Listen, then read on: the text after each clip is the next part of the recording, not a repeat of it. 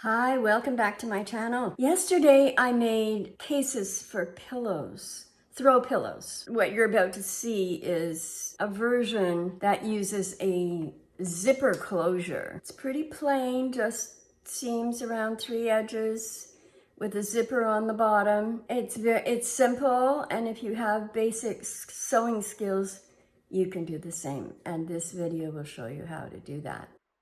The first step in the process is to cut out the fabric.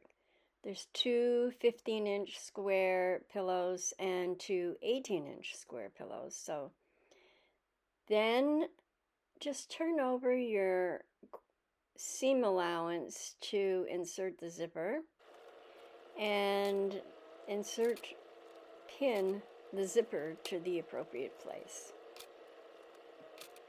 Make sure that the ends of the fabric are at the same place so that when you sew your zipper in, the zipper is placed correctly.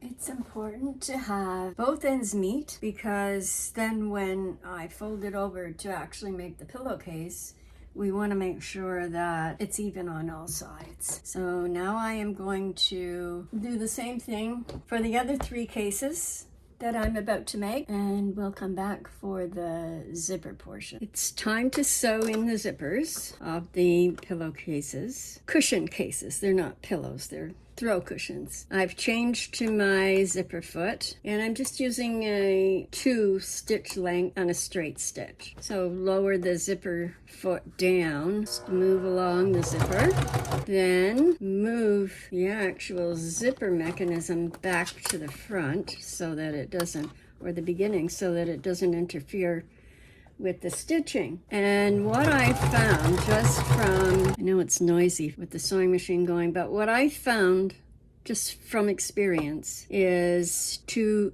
sew your zipper in the same direction. So when we get to the bottom, I will show you. Now, I don't know if you can see this. Let me take it off out from under the needle here and show you. This is why I say sew from the same direction, because it's out. You see, the fabric gets pushed just a bit, but enough that it's now not even. So if I take my needle and go back this way, we're going to be out of alignment. So what I do is, obviously, I have to change the foot to the other direction. Move my thread under, move the actual zipper, the beginning of the zipper down, and start on this side, going in the same direction as I did on the other. And it'll be noisy for a minute or two. Always back stitch. Whoops, caught there. There we go. And you can see how the fabric ripples a little bit. It's just normal. Oh, and I do have a heavy-duty needle on here because this fabric is as thick as denim. Can you see that? Maybe yes, maybe no. That now both edges are the same length. They meet in the same place.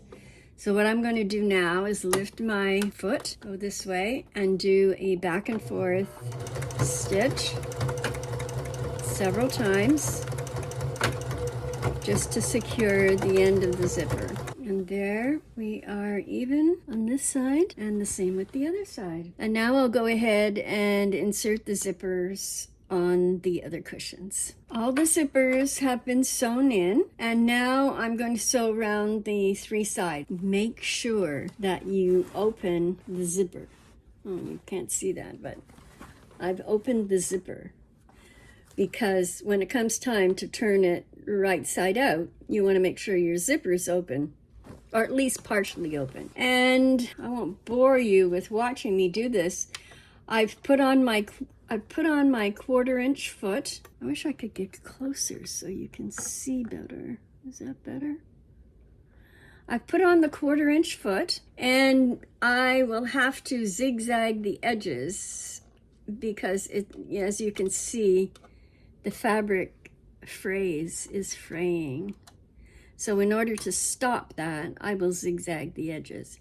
But for now, I'm going to just sew the other 3 sides. I forgot to film the actual placing the pillow form into the newly made case. However, the customer was very happy, and I'm happy. I think they look pretty good. If you enjoyed this video, please subscribe to my channel. Thank you for watching. I'll be back again next week with more.